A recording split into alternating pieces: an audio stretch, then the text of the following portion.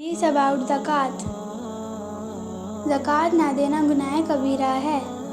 سیدنا ابو ہریرہ رضی اللہ عنہ کہتے ہیں کہ رسول اللہ صلی اللہ علیہ وسلم نے فرمایا، اللہ جسے مال دے اور وہ اس مال کی زکوٰۃ نہ دے تو اس کا مال قیامت کے دن اس کے لیے گنجے سانپ کے ہم شکل کر دیا جائے گا، جس کے منہ کے دونوں کناروں پر زہریلا جھاگ ہوگا۔ وہ سانپ قیامت کے دن اس کے گلے کا طوق بنایا جائے گا، پھر اس کے دو جبڑوں کو ڈسے گا اور کہے گا، میں تیرا مال ہوں، میں تیرا خزانہ ہوں۔